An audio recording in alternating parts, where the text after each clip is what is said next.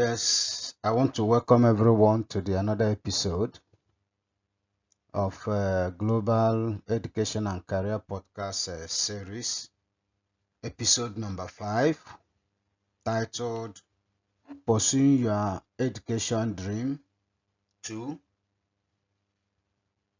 We will be focusing on the postgraduate diplomas and master's degrees. My name is still Daniel Obi, and the episode number 5 presents a presentation outline.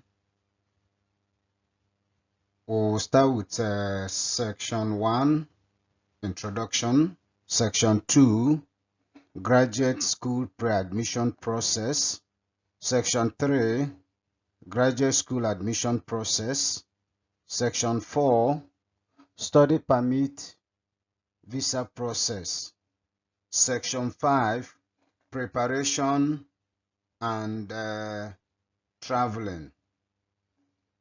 So we'll start with section 1, introduction. So we'll start with a recap of episode number 4.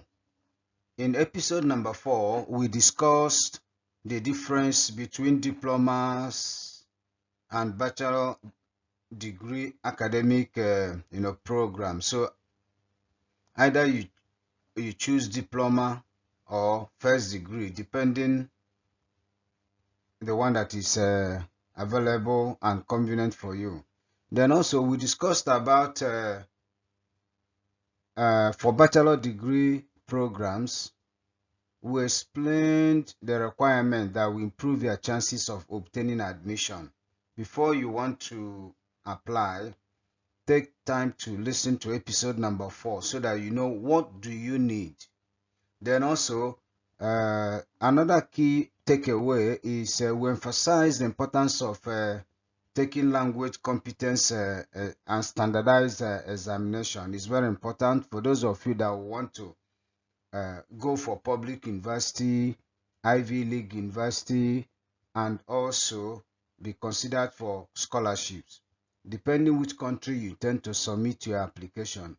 Another key takeaway is that when you have displayed academic excellence by having straight A's in your high school certificate and you have a perfect score from 1,400 to 1,600 is considered as a perfect score in SAT. It will guarantee you chances of being admitted in a very prestigious university and also possibility of obtaining scholarship.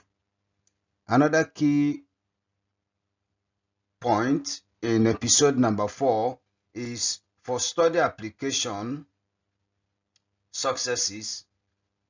It depends on students' academic profile, your sponsor's financial muscles, performances or performance in the standardized exam. So let's delve into the episode number 5. So we'll start with defining your graduate education goal, because in episode number 4, undergraduate degree academic program is not as rigorous as graduate school. So you start with defining your goal. So the question is, remember that education is a means to an end. So you start with what is your career objectives? What type of, is it postgraduate diploma or masters would lead you to your career objective? Now, what specific knowledge and skill set do you need to acquire, which will inform the choice of academic program? The next thing you consider in defining your graduate education goal is what course and potential supervisor that can guarantee graduate education goal. The next issue is that which type of university and in what country would help you achieve your graduate education goal.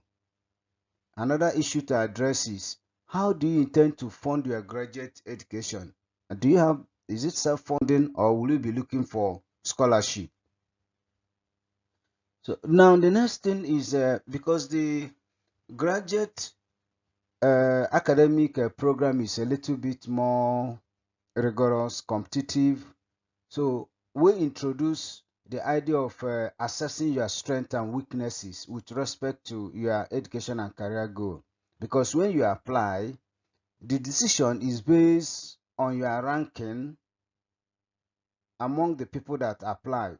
So we introduce a strength, weakness, opportunity, threat, SWOT analysis tool. So the first thing you are going to consider is your strength. What are your strengths? Academic strength. Do you have a first class or second class upper division? Such academic achievement is a strength. Now, do you have a high score in language competence examination or aptitude test score? So this is an advantage for you. Then the next thing is your academic work experience. So if you are, are you working in the university? Are you teaching in high school? These are the things that give you advantage. Then sufficient funding or scholarship. These are the items, some of the strengths that gives you advantage. Now you look at what could be potential weakness. These are weaknesses. If you have second class lower division or third class, it means okay, it's not bad thing, but it's a weakness in terms of ranking.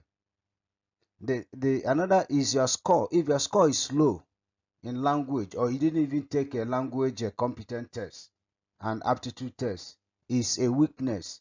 It does not mean that you will be denied admission based on that, but in your ranking, you are not going to be ranked at the same with somebody that score high. Again, another possible weakness is if you don't have academic work experience.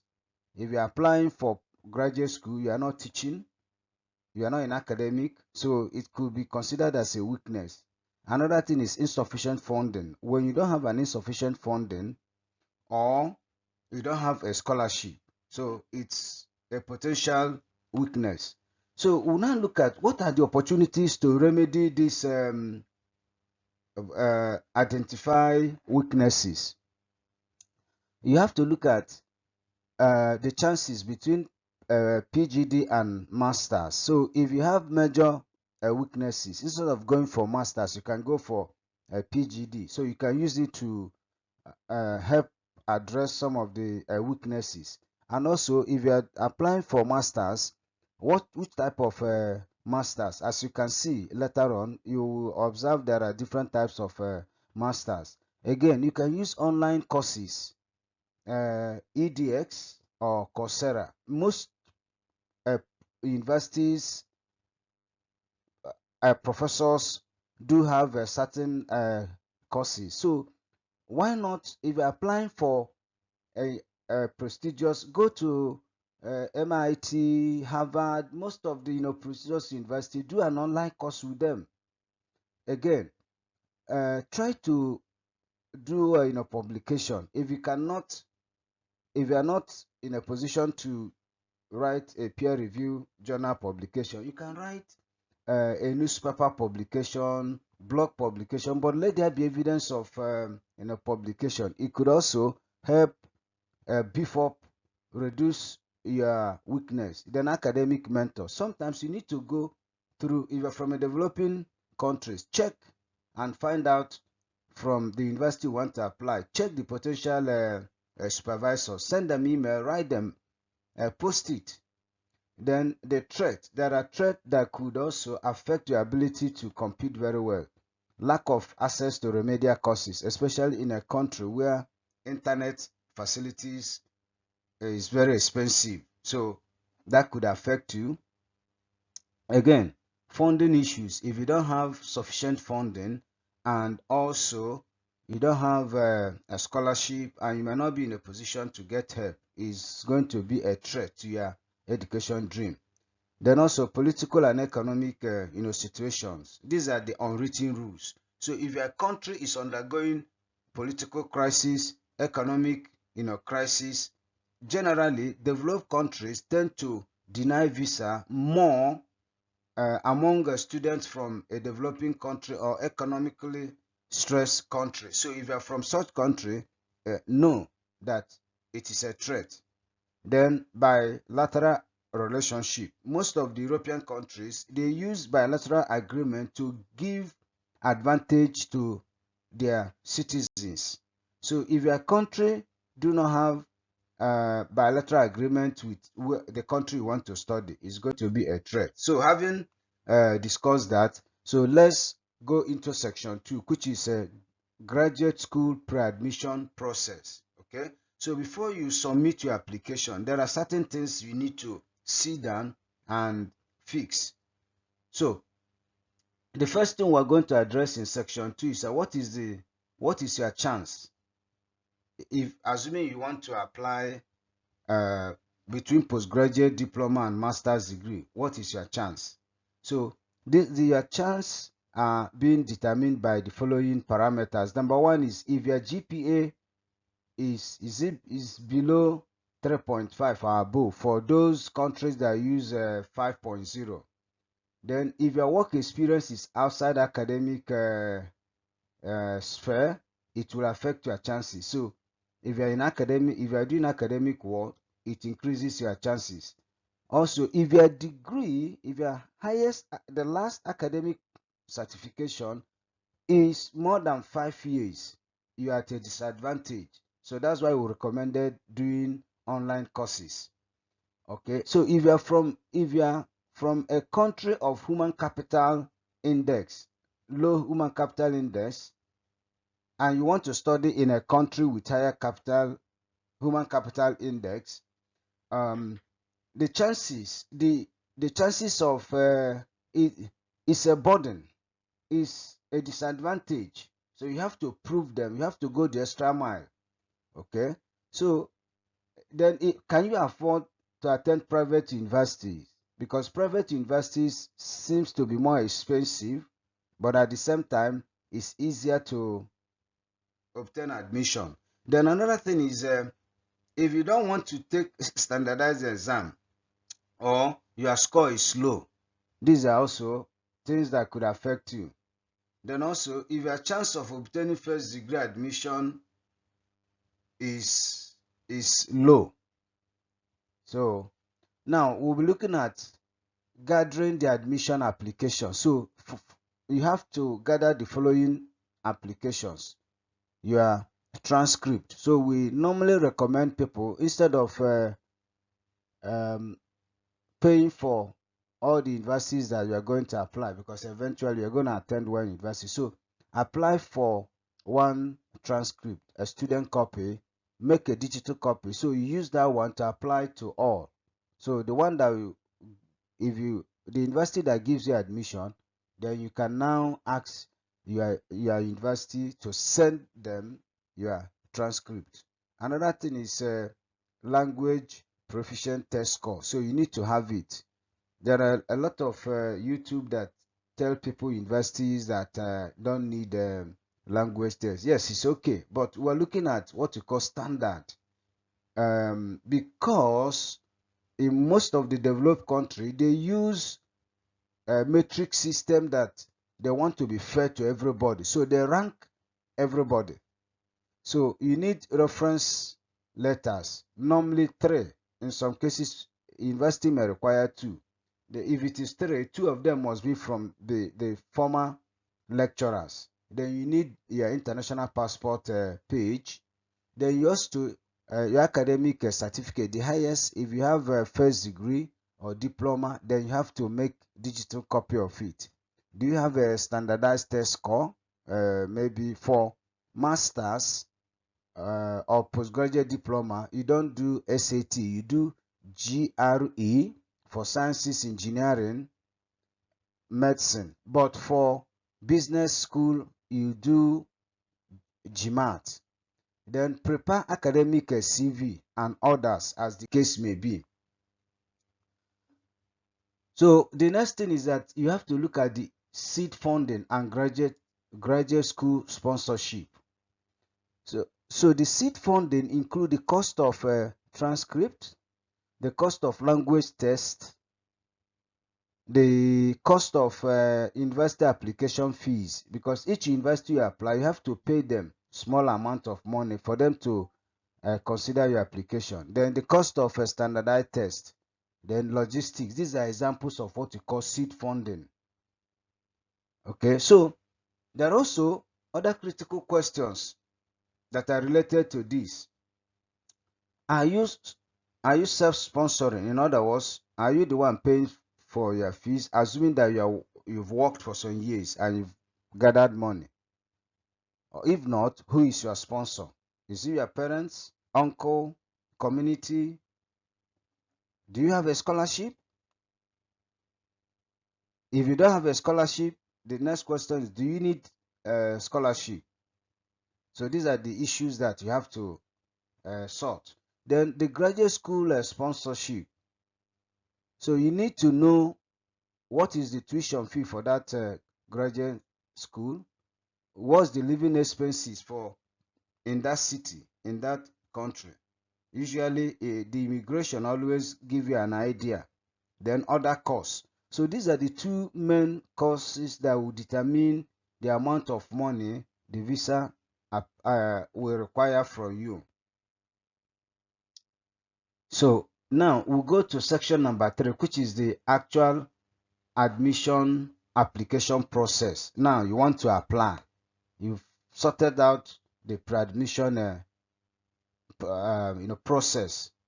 So we'll start with the what you call graduate school general requirement. There are general requirements you have to we'll start with. So for you to apply for graduate school, you need to your first degree, bachelor or higher or advanced diploma, as the case may be. So you need it. You need your transcript. You need language proficient test score. You need a statement of motivation or purpose. You need international passport data page. Also, if you want to attend prestigious university, and also to be considered for scholarship, you need a standardized test score. You need reference, I've mentioned it, application fee, sponsorship letter, employer's letter of introduction, and academic CV. So now let's look at the overview of postgraduate diploma versus different types of master's degrees. So when you look at here, you will see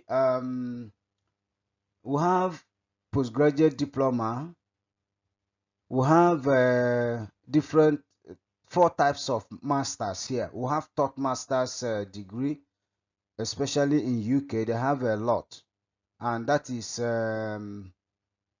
almost just 1 year.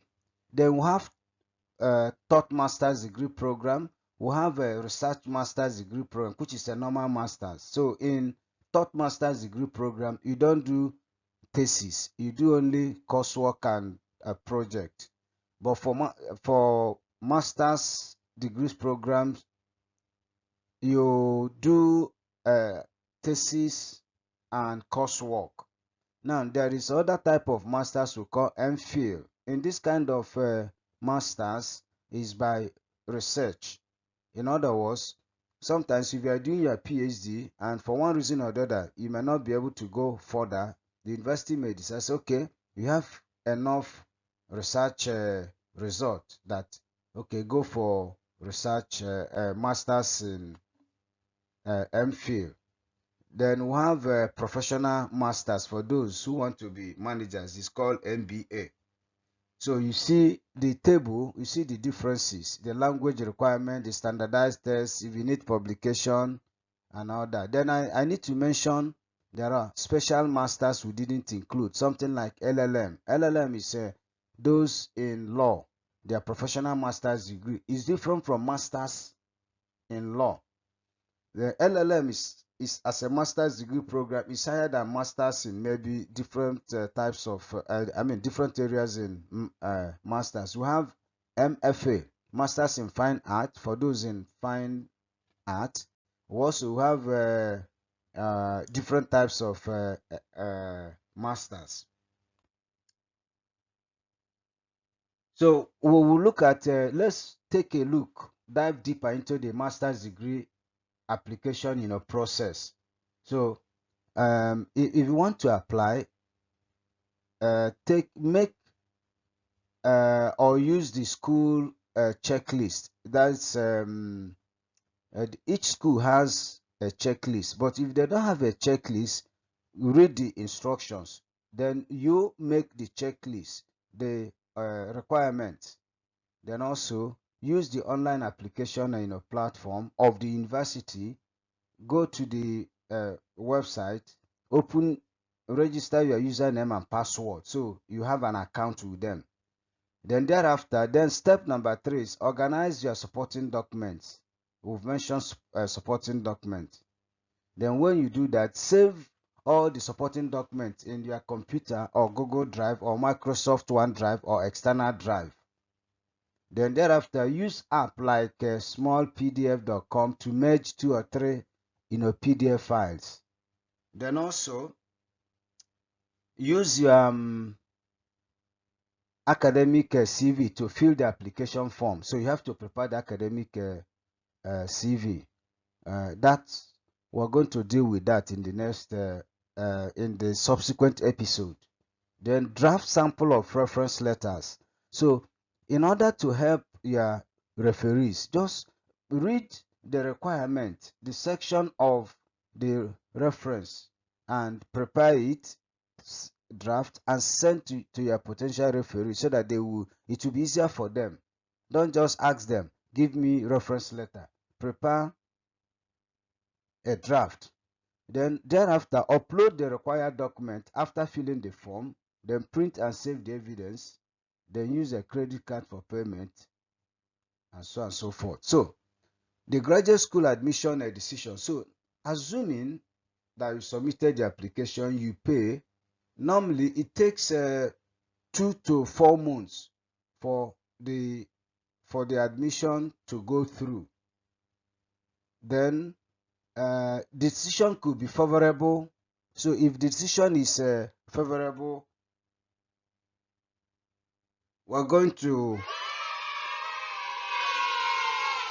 this is for you. So if you're able to get, after the going through the process and the university offered you admission, so if it is favorable, the acceptance letter, they're going to send you a letter. Then you write acceptance letter. Sometimes you go back to your account and upload it and pay what you call acceptance fee. That is number 2. So having accepted the admission offer, follow it up with admission fee. If the university require that, open your student portal. Then get in touch with your student's advisor. Now, another question is that what if the decision is unfavorable? Always know that you can do all your best. The admission committee may say no for one reason or the other. Of course, they are going to send you a letter of refusal in most universities, and with reasons. Study the but most of that they may not give a very good reasons. So you may follow it up. If they just send you, okay, we are unable to give you admission, or they didn't respond very well, follow it up. Send them email. Sometimes if you are from a developing a country, they may not reply you. Sometimes they do. So now, for those of you that you are now with admission letter, you've been offered admission letter, you've accepted it, you've paid acceptance fee. The next thing is to move to study permit and visa application. So what are the general basic document requirements? So you see, first is a checklist for study application. Then study permit, visa application fees. Then employment letter, and flight reservation. Okay, so postgraduate and master's degree admission letter. So you need to include the admission letter because that's the basis of applying for study permit. You need to also include proof of funding, that shows that the amount of money in your funding sources can take care of your tuition fee and your living expenses. Your bank statement, your own bank statement, not your sponsor's bank statement. You also international passport data page. So these are basic things, uh, document requirement. You also, there's what you call application forms for study permit. Each embassy always have application forms. It may be sometime 2, 3. Fill them. Then if you have a scholarship, include your scholarship award letter. Then you need to include cover letter. We are going to discuss this cover letter in subsequent episodes. Then any other document that the embassy or high commission may require from you. So the summary of visa requirement for masters and postgraduate degree. So if for study permit duration for postgraduate diploma, if you are applying, although the admission letter says 1 year, include 6 months because you need some time to round up. If it is a master's that is a 2 year in duration, add 6 months.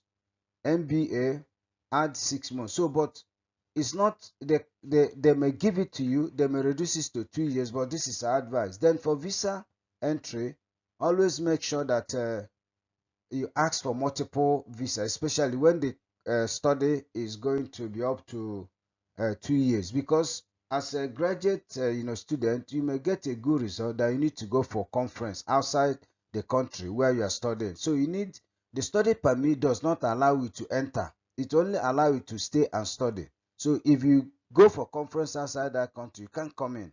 So always make sure that in your visa application you put multiple visa.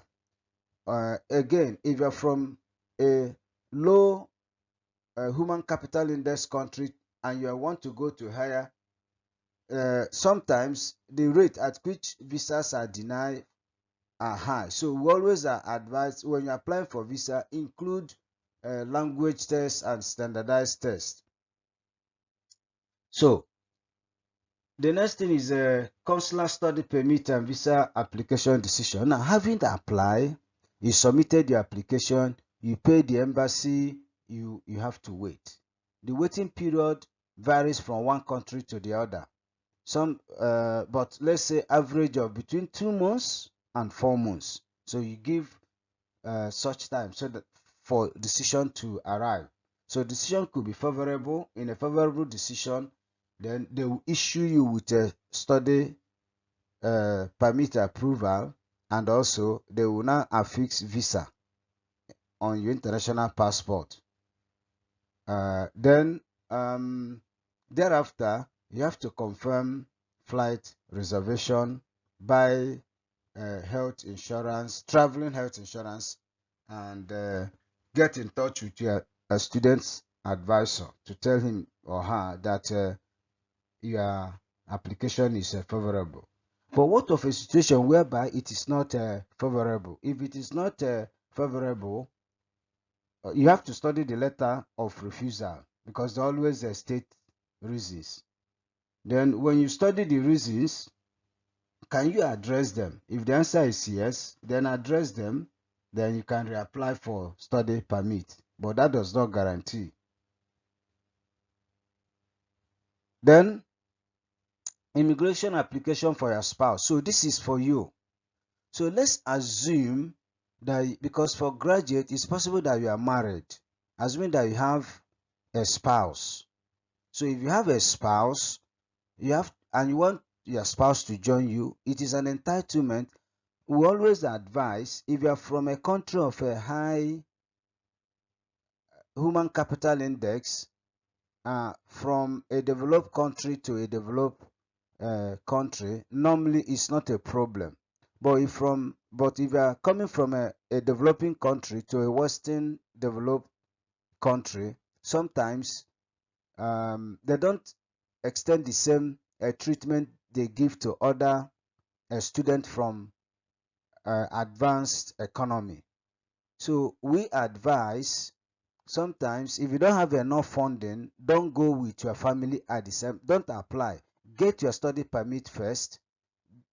Get to the school, register, then apply for your spouse to join you.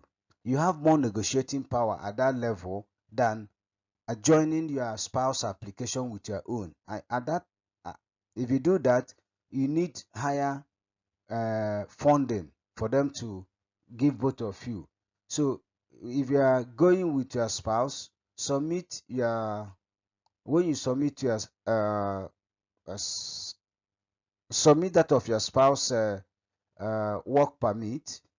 Normally they give your spouse a work permit. Then also bank evidence of financial means for both of you. So you need to show them that you have enough money to take care of not only yourself, in this case your wife.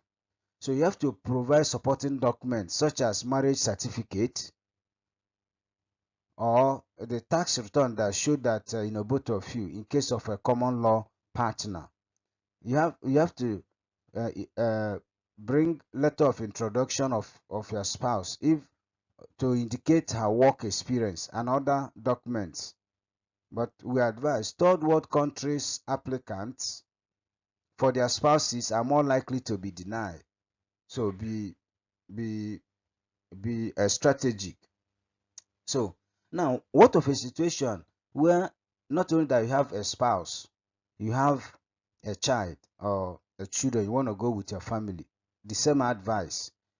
Don't go with them immediately. Go first, register, get a good apartment, then apply. So follow the same process. In the case of your children, if they are still in school, you are not expected to apply for work permit for them. You apply for study permit because they are going there to study too. Then you have to provide bank statement, enough funding that you are going to take care of all your family, and also you have to provide a supporting document in case if you have an adopted child. So now, assuming that you are successful and you your request for study permit was granted, so this is for you. So we'll clap for you. Now, the next thing is preparation and traveling. If you are single, this is what you're supposed to do. Contact the school advisor with your study permit approval. You have to let them know. Then buy traveling health insurance for you. It's not compulsory, but it's advisable.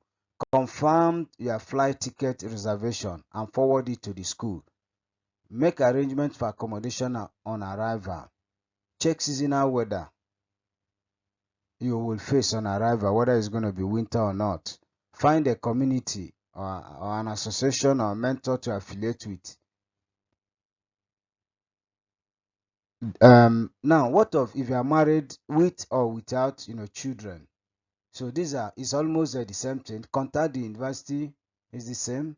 So, but what we are going to say is we always advise, make sure if you are from a developing country, you are going to a developed country. If you are going with your family, they always the visa denial rate is higher. So we always advise people go first, register as a full-time student, get an apartment, sign a lease, put money in your account, then you will now bring in your wife or spouse and children. It may not take 1 month to get this in a document. Okay, so this is the summary. We've come to the end of episode number 5. The first summary, the first in episode number 5, we explain how you can use a SWOT analysis to assess your chances of obtaining graduate admission. Remember, your ability to obtain admission is not only that you are very intelligent, you have good results. It depends on your ranking